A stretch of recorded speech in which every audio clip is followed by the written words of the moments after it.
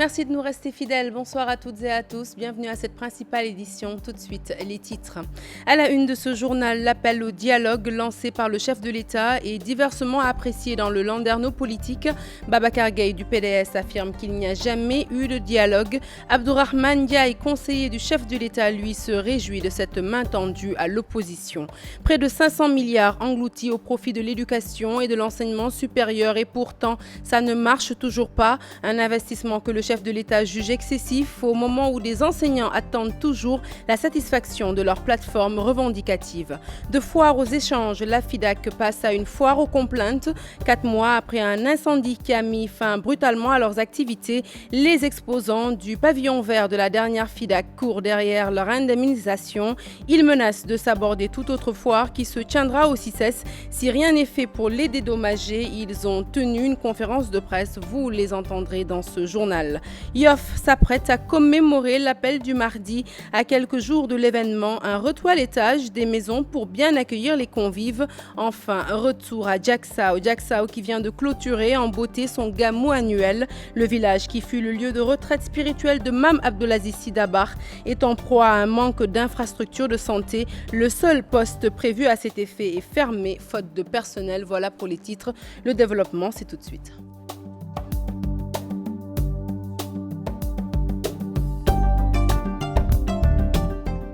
Rebonsoir à tous et je vous l'annonçais en titre à la une de cette édition donc, l'appel au dialogue lancé par le chef de l'État à l'occasion de la fête du travail.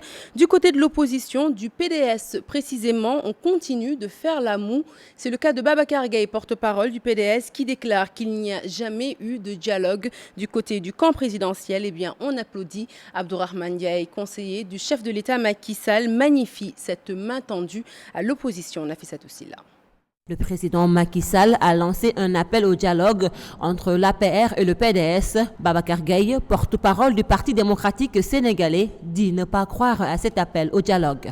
Ça ne veut absolument rien dire. Le président Macky Sall s'est adressé à une assistance toute particulière qui n'est pas représentative du Parti démocratique sénégalais.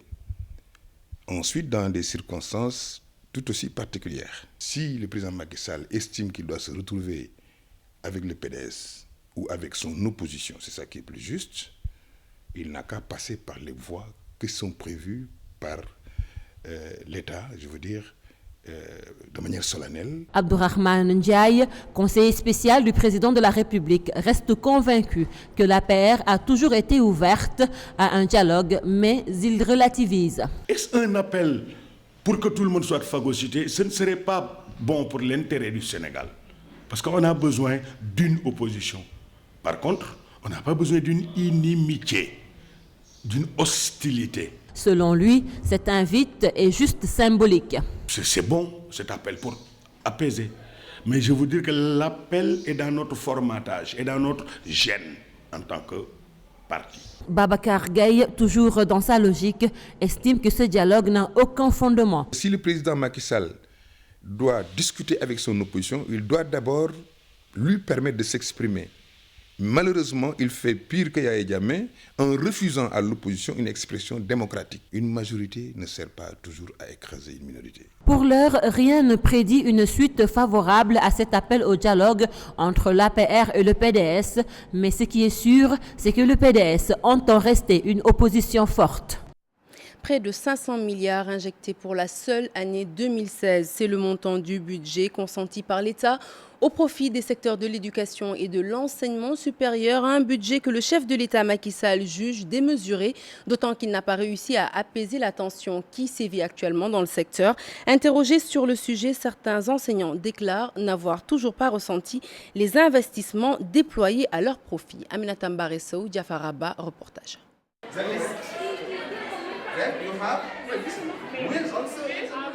Dans sa classe de 3e, ce professeur en anglais a fait l'essentiel de son programme. En exercice depuis 2001, M. Nian reste convaincu qu'il y a encore des efforts à faire, contrairement à la déclaration du chef de l'État. Si on dit qu'il y a des efforts, pourquoi il y a toujours des problèmes? Pourquoi il y a toujours des problèmes? Essayons de respecter les engagements, n'est-ce pas, pris entre l'État et les enseignants et nous verrons après est-ce qu'il y aura des problèmes. Comme son collègue, ce professeur en mathématiques a entamé les derniers chapitres de son programme. Des résultats qu'ils ont obtenus grâce, disent-ils, à un esprit de patriotisme et à un sens des responsabilités. Il y a deux parties. La partie numérique, nous avons déjà terminé. Voilà, ce qui fait qu'il ne nous reste que la partie géométrique. Et si on fait le bilan de ce qui nous reste, pratiquement, il nous reste 2 chapitres en géométrie. Il nous a trouvés patriotes et nous mourrons patriotes. Parce que donc, voyez, c'est un métier que nous aimons, c'est un sacerdoce pour nous et nous l'avons choisi par vocation. Pour ces 2 professeurs, la déclaration du chef de l'État devrait tourner autour du respect des engagements déjà signés avec les syndicats. Ce qui a été signé avec les enseignants soit respecté, c'est tout ce que nous demandons. Puisqu'il y a des collègues qui sont restés plus de 5 ans sans avancer. Donc, or, chaque 2 ans, le fonctionnaire doit avancer. S'il n'y avait pas de choses à faire, je pense qu'il n'y aurait pas de perturbations. Une réalité qui contraste alors avec la déclaration du chef de l'État, une déclaration au cours de laquelle le chef de l'État semble dépassé par le comportement de certains syndicats qui, pour lui, perturbent le système, alors que l'État a injecté plus de 500 milliards de francs CFA cette année dans l'éducation nationale et l'enseignement supérieur. Et cette tension qui sévit toujours dans le secteur de l'éducation a été décryptée par le secrétaire général du Sud-Est. Amadou Diaouné déplore les lenteurs administratives qui minent, selon lui, le fonctionnement du service public. Je vous propose de l'écouter toujours au micro d'Aminata Mbaresso et Diafaraba. Il y a des retards dans la carrière des agents qui fait que, du fait de lenteurs administratives, qui fait que vraiment le terreau est fertile. On a cultiver un terreau fertile pour des explosions sociales dans le secteur de l'éducation. C'est un exemple parmi tant d'autres. C'est difficile de faire comprendre à des jeunes enseignants qui sont dans cette situation d'injustice pendant plus d'une décennie, d'avoir certains comportements. C'est pourquoi donc vraiment il faut qu'à ce niveau-là, on règle ce genre de problème. Et c'est ça qui va permettre que l'appel du chef de l'État pour un sursaut patriotique, pour le patriotisme, je pense que les enseignants, en tout cas les syndicats d'enseignants que j'ai connus dans le passé, ont toujours fait preuve de patriotisme dans leur comportement. Et retour à présent sur les doléances des travailleurs à l'occasion de la fête qui leur a été dédiée. Le secrétaire général de l'UNSAS, Mme Bessock, invite les autorités à augmenter le SMIG, le salaire minimum interprofessionnel garanti, qui est toujours à 35 000 francs par mois. Il approuve par ailleurs la tenue d'élections de représentativité au niveau des syndicats, un moyen pertinent selon lui d'évaluer l'efficacité des différentes centrales. Mme Bessock, que je vous propose d'écouter au micro de Chérif Dia. Sur la question du SMIC, parce que nous pensons que le SMIC est à 209 francs depuis 1994. Or, le SMIC est quand même un élément fédérateur et un élément qui prend en charge donc certaines préoccupations que sont la prime de panier, etc., et également les rémunérations dans les entreprises. Bon, je pense que le président de la République n'a pas répondu sur la question. Il a pensé qu'il fallait continuer la concertation avec le patronat parce que l'État, au-delà de son rôle de régulateur social, à mon avis, gère donc les outputs de gestion des entreprises. Et quand il nous a reçus en audience, il nous a dit qu'il y a un délai au-delà duquel l'État prendra ses responsabilités parce que c'est l'État qui, à travers le décret, fixe le SMIC. Bon, les gens se réveillent et créent des centrales syndicales. Ils n'ont pas de syndicats de base. Vous avez des centrales qui sont représentées par 3 personnes. L'intéressé, le secrétaire général, son épouse et son enfant. Ça, ce n'est pas des syndicats. Mais par contre, l'État doit en tirer les conséquences. Quelqu'un qui ne parle pas, qui ne représente pas 10%, donc au niveau de ces élections, n'est pas un interlocuteur crédible. Bientôt, un conseil interministériel d'évaluation de l'acte 3 de la décentralisation annoncé par le chef de l'État lors de sa rencontre avec les syndicats à l'occasion du 1er mai. Cette évaluation va permettre de statuer sur plusieurs points de cette réforme majeure, une annonce qui suscite à la fois espoir et scepticisme auprès des élus. Le maire de Ndiarème Limamoulaye s'attend à des décisions majeures pour corriger, dit-il, une réforme qu'il considère inachevée. Son homologue des Parcelles Assainies, lui, émet des réserves quant à la pertinence de ce conseil d'évaluation. Tous deux ont exprimé leurs avis dans ce reportage signé Salif Sow et Asmalik Diop. Le maire des Parcelles Assainies prévient, si le conseil interministériel ne permet pas de corriger d'ardard les insuffisances notées, l'acte 3 de la décentralisation serait tout simplement un échec. Disons qu'il y a des insuffisances de l'acte 3 que nous avons toujours notées, que nous avons toujours clamer pour dire à l'autorité de les corriger, l'autorité centrale.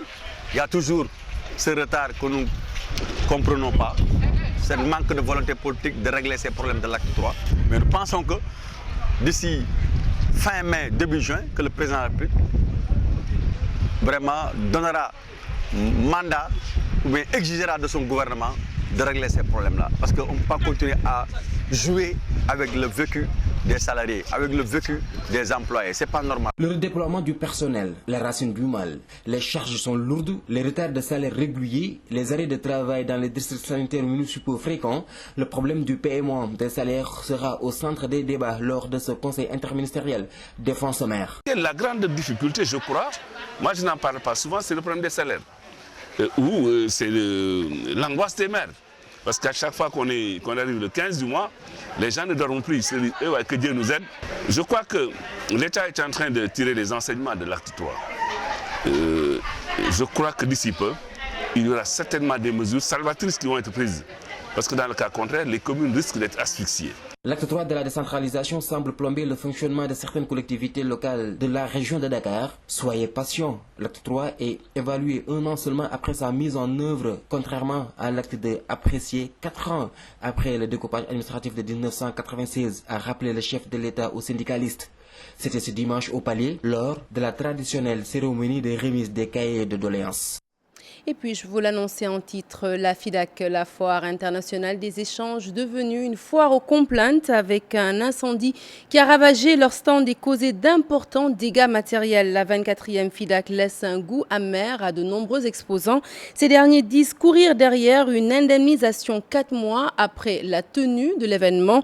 En point de presse, elles accusent les organisateurs de leur opposer un mépris total et menacent de saborder toute autre foire qui se tiendra au CICES si rien n'est fait pour les dédommager. Mamadou Fall, Modou Diop, reportage. Essoufflés, peinés, les sinistrés de l'incendie du pavillon vert du CICES lors de la 24e FIDAK le sont. Las d'attendre de rentrer dans leur fonds, ils montent au créneau pour décrier l'omerta des autorités. Après avoir écrit toutes les autorités étatiques du pays, nous, sinistrés, nous Sénégalais sinistrés de l'incendie du pavillon vert, aujourd'hui faisons ce point de presse pour exhorter les autorités étatiques, plus particulièrement ceux du CICES, de venir vraiment régler ce problème pour que nous rentrions dans nos fonds. On les a attendus depuis 4 mois aujourd'hui, jour pour jour, plus de 4 mois on est là, qu'ils nous disent qu'est-ce qu'on doit faire, quand est-ce qu'ils vont nous payer notre argent. La perte de centaines de millions n'est pas chose aisée et les conséquences sont lourdes. Les sinistrés avertissent. Nous n'accepterons plus aucune foire organisée ici dans l'enceinte du CICES sans que nous rentrions dans nos fonds. Parce qu'on a attendu depuis 4 mois. Ils ont organisé la Fiara. Ils organisent chaque semaine des salons, sans se soucier même de ces Sénégalais qui ont investi des millions, acheté des stands, venir exposer. Et une nuit, tout est parti en fumée. Et aujourd'hui, ils nous ferment leurs portes. Les sinistrés du CICES lancent un appel aux autorités de leur venir en aide, puisque certains d'entre eux sont acculés par les banques. Ils risquent même de perdre leur maison. À Ouakam, c'est le calme après la tempête. La tension a baissé d'un cran au lendemain des affrontements entre jeunes et forces de l'ordre. Des forces de l'ordre qui, justement, ne risquent plus de se faire surprendre.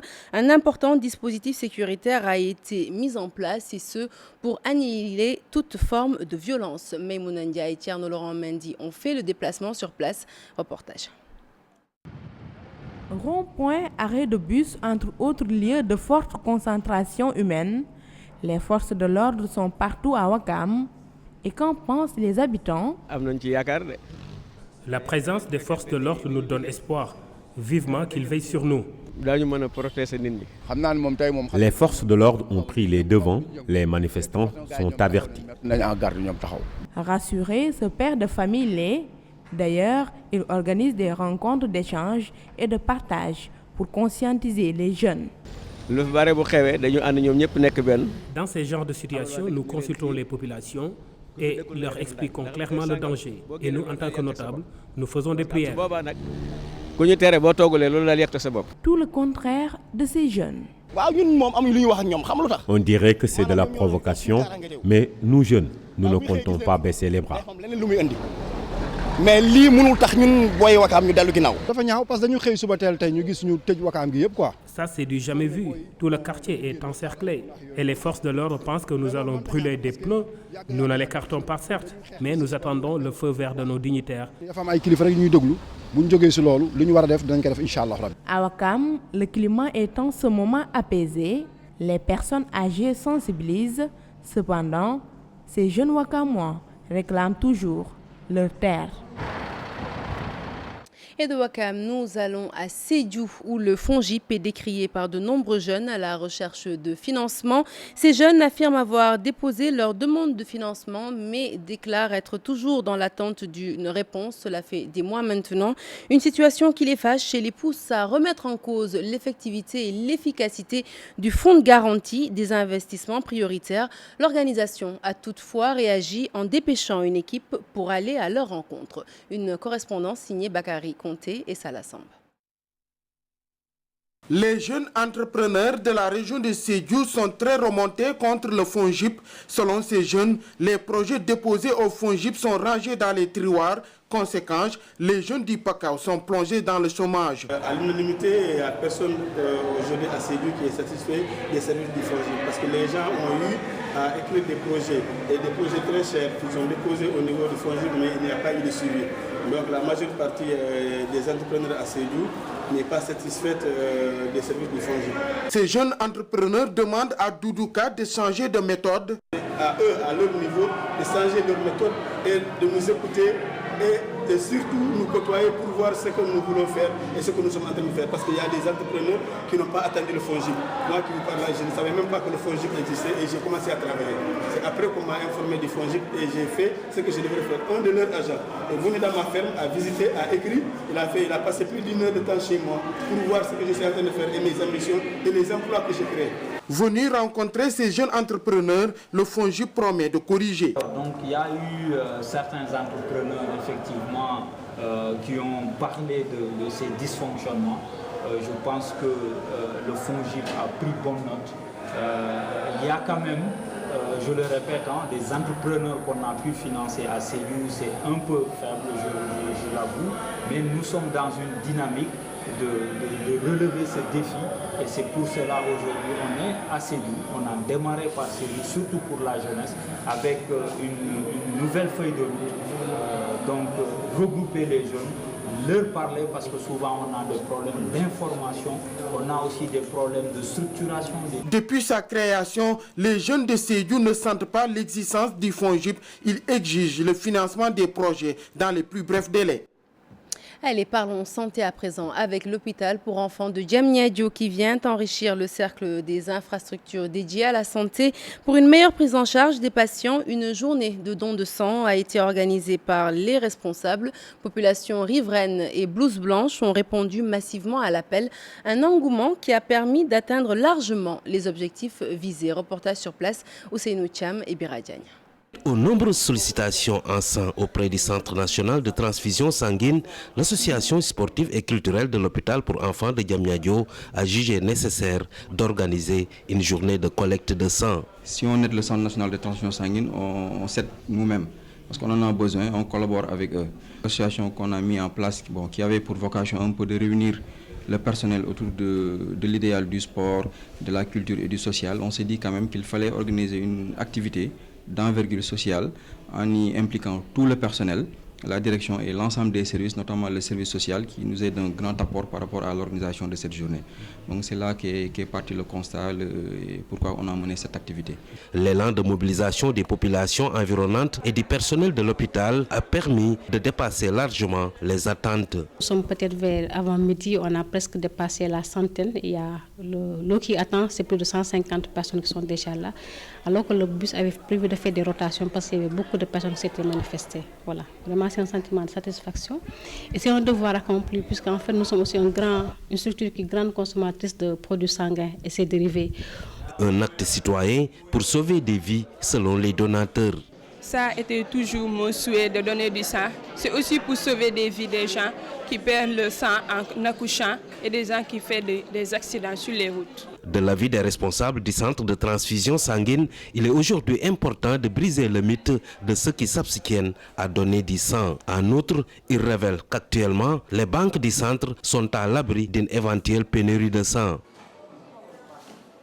Et nous restons avec l'hôpital pour enfants de Diamniadio. Depuis son inauguration, le taux de fréquentation de cette structure de la directrice qui évoque une facilité d'accès, mais aussi la qualité dans le service. Dr Fatou Baïsila est toujours avec Ousseynou Thiam et Biradiagne. La dernière fois, on peut avoir 100 malades, parfois on peut arriver jusqu'à 200 patients, 250 patients par jour, surtout les jours de grande affluence. On s'en félicite, c'est vrai, on n'aimerait pas que les gens tombent malades, bien entendu, mais bon, personne n'est à l'abri de la maladie. Et ceci est dû à l'amélioration du plateau technique. Nous avons de plus en plus de médecins, nous avons de plus en plus de spécialistes. Nous avons mis en place un laboratoire performant. Le scanner commence à travailler. Nous avons 12 spécialités chirurgicales, ce qui fait que maintenant, quand même, on peut aller crescendo, on peut aller plus loin que ça. Mais pour le moment, la tendance elle est bonne. La fréquentation a augmenté. On a aussi une autre ligne qui vient de desservir aussi Diamniadio, c'est la ligne 53, qui améliore l'accessibilité géographique. Il y en a qui viennent de Dakar, Plateau, Dakar Centre, la banlieue, Dakar Ouest. Donc vraiment, c'est un melting pot, tout le monde vient ici pour la prise en charge. Et de Diamniadio, nous mettons cap sur la capitale du Saloum, Kaolack, carrefour d'échange avec la FICA qui s'y tient depuis jeudi dernier. Un forum sur la gestion des corridors et le port de Kaolack s'est tenu en marge de la foire internationale. Le ministère des Transports terrestres, l'UEMOA, l'USAID ainsi que d'autres acteurs concernés ont pris part à l'événement. Suivons Georges Séoué, représentant de l'UEMOA. La création et la gestion des corridors participe de la facilité de déplacement entre les territoires communautaires, entre les pays membres de l'Union.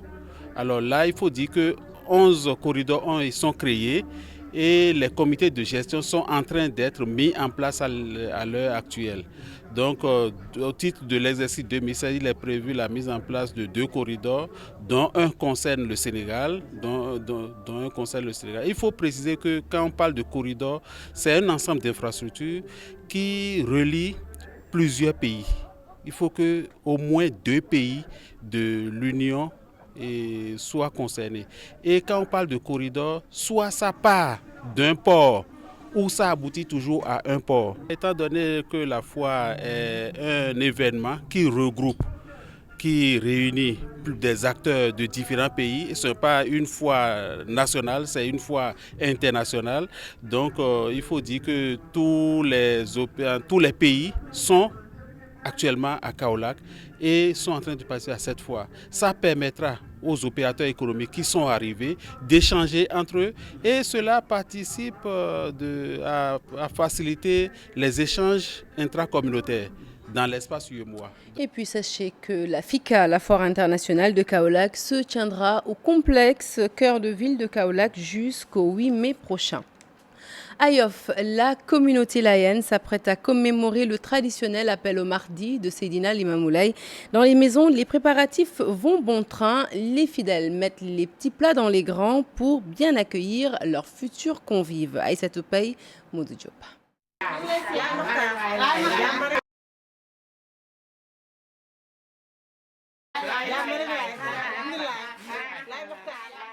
Nous sommes bien à Yoff, où l'appel de Seydina Limamoulaye se prépare en grande pompe.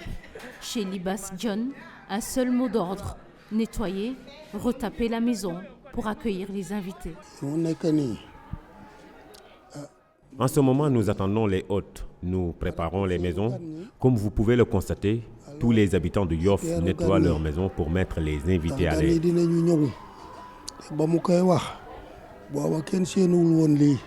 Idem chez les Diop.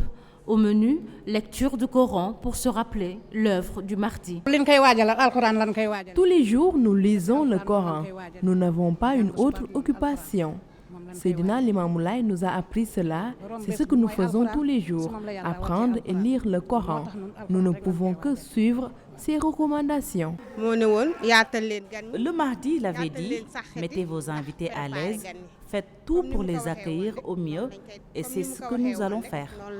L'accueil des hôtes nécessite beaucoup de choses à la fois, nourriture, hébergement. Le budget doit donc être conséquent, mais pour ce père de famille, nul besoin d'épargner. Vous savez, on ne peut quantifier à l'avance un budget pour l'appel de Seydina Limamou Laye. Chaque année, les charges peuvent même doubler. Mais Dieu est miséricordieux et seul Dieu nous permet de subvenir à nos besoins. Par contre, il y a des personnes qui budgétisent et préparent tout à l'avance. Les 8 et 9 mai, la communauté layène célébrera l'appel du mardi Seydina Limamou Laye. Comme toujours, récital de Coran, prière et recueillement.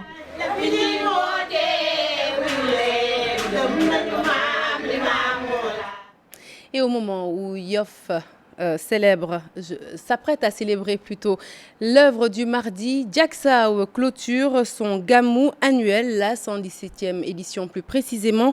L'occasion pour la TFM de vous faire découvrir ce village situé à 13 km de Pire et connu pour avoir été le lieu de retraite spirituelle de feu Mame Abdoul Aziz Sy Dabakh. Un village qui aujourd'hui souffre d'un manque d'infrastructures de santé. L'un des seuls centres existants est fermé faute de personnel. Une correspondance signée Charanta Diop et Seyla Tire. Diacksao, une localité située à 13 km de Pire. Ce village a été créé par Seydi El Hadji Malick Sy. Ce haut lieu de retraite spirituelle du guide religieux a connu son véritable essor sous le magistère de Serigne Abdou Aziz Sy Dabakh. Visite guidée dans la grande maison de Mame Abdou Aziz Sy Dabakh, apôtre de la paix. Notre interlocuteur explique que c'est ici, dans cette salle, que beaucoup de crises y ont été résolues en 1968 et c'est là où le mot d'ordre de grève des étudiants a été levé à cette époque. C'est dans cette salle que beaucoup de crises ont été résolues. Je vais en citer quelques exemples. La fameuse crise estudiantine, c'est dans cette salle que Mame Abdou convia tous les élèves étudiants du Sénégal et le mot d'ordre fut levé à partir de cette salle. La crise sénégalo-mauritanienne, Mame Abdou Aziz Sy Dabakh a pris son bâton de pèlerin pour aller jusqu'en Mauritanie, pour aller voir les deux chefs d'État et faire des prières pour que la paix revienne. Son fils veut perpétuer l'œuvre de Mame Abdou Aziz Sy Dabakh. Diacksao vient d'entraîner un poste de santé flambant neuf. Les populations attendent avec impatience l'affectation d'un infirmier chef de poste et d'une sage-femme. Ce poste de santé équipé, construit, puisse être doté d'un personnel aussi qualifié, d'un infirmier chef de poste, d'une sage-femme à terme, d'assistants, même d'un médecin, parce que Diacksao en a besoin, Diacksao en a besoin. Serigne Sidi Ahmed Sy continue à perpétuer le gamou de Diacksao. Des milliers de pèlerins sont attendus dans cette localité. Le thème retenu cette année repose sur le triptyque dialogue, paix, union.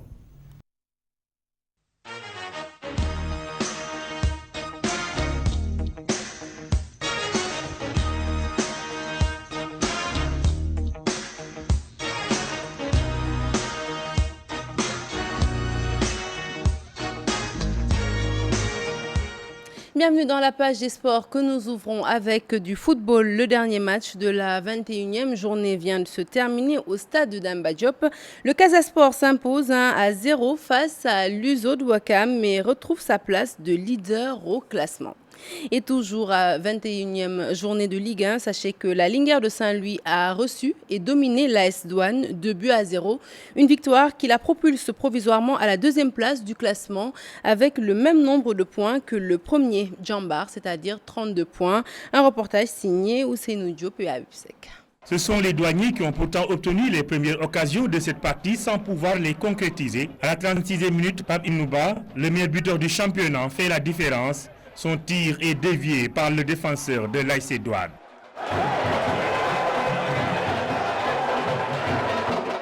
1-0, la Linguère prend une option sérieuse pour la victoire. À l'entame de la deuxième période, les joueurs reviennent avec d'autres arguments, galvanisés surtout par les supporters qui n'ont pas lâché jusqu'à la dernière seconde de la rencontre. À la 50e minute, Sako Kilai est fauché dans la surface de réparation. L'arbitre refuse de siffler pénalty pour l'attaquant saint-louisien. 66e minute de jeu sur un tir puissant de Abdelkader Fall, repoussé par le gardien, Pape Ibnouba conclut et marque son 14e but de la saison. L'attaquant saint-louisien est désormais à 2 réalisations du meilleur buteur de tous les temps dans le championnat. Iram Diop de Diaraf détient le record avec 16 buts marqués lors de la saison 2013-2014. Les Saint-Louisiens sont 2e du classement derrière Djamba. On voulait faire la passe de 3, on l'a fait. Les joueurs sont à féliciter parce qu'ils ont vraiment été très bons. Donc voilà, on a joué contre une belle équipe de l'AS Douanes. Donc curieux que cette équipe de l'AS Douanes vienne d'enchaîner une 4e défaite d'affilée parce que je trouvais vraiment que c'était une belle équipe. Les joueurs de l'AS Douanes ont montré beaucoup de limites en défense, mais se sont bien défendus globalement. Toutefois, ils continuent leur descente aux enfers. L'entraîneur Cherfal mise cependant sur les 5 dernières rencontres pour renverser la tendance. C'est un championnat, il reste 5 matchs. 5 matchs, c'est 15 points. Nous allons jouer notre chance jusqu'au bout. À l'arrivée de Gilali Bahlul, l'équipe était à la 13e place. Aujourd'hui, elle occupe la 2e derrière Djambar avec le même nombre de points, 32. Depuis les phases retour, les supporters se montrent encore beaucoup plus attachés à l'équipe Fagnon de la Ligue de Saint-Louis. Et puis, une fois n'est pas coutume, nous parlons de taekwondo dans ce journal des sports. Baladjei, en plein dans sa préparation pour les Jeux Olympiques de Rio, le combattant veut se donner les chances d'accéder au podium olympique. Il s'exprimait ainsi lors de la nuit des arts martiaux qui s'est tenue ce samedi. Nous l'écoutons. Je suis à fond dans les entraînements et je suis arrivé aujourd'hui à Dakar et c'est pas une promenade de vacances. Je suis venu ici, je dois rentrer dans 2 jours parce que je dois partir aussi en Iran pour combattre là-bas, là où il y a les meilleurs au monde. Et moi actuellement je me concentre que sur les entraînements, Et je suis en Allemagne et je continue là-bas par juste me concentrer que sur les entraînements. C'est extrêmement difficile, mais c'est pour ça qu'on est là. On sait pourquoi on est là et on sait pourquoi on doit aller représenter bien le Sénégal. C'est faire tout notre possible pour honorer le Sénégal là où il y a les grandes nations. Donc, ce journal est à présent terminé. Merci de l'avoir suivi. Prochain rendez-vous de l'information, le tout en images à minuit. L'info qui continue sur votre site www.gfm.sn. Je vous retrouve demain avec grand plaisir. Et tout de suite, je donne le témoin à Chérif pour la suite des programmes. Ce sera dans Permanence. Bonsoir Chérif. Bonsoir Sarah et merci beaucoup. Taekwondo, ce n'est pas votre sport favori, non? Certainement pas. J'imagine que ça vous tient vraiment à cœur. Merci beaucoup Sarah et merci à vous chers téléspectateurs. Restez avec nous dans un instant, on va parler de culture. Ça va être un peu plus agréable. Vous allez voir avec Mamadou Barakan, nous allons parler du premier festival mondial des arts nègres, 50 ans déjà. On en parle dans un instant.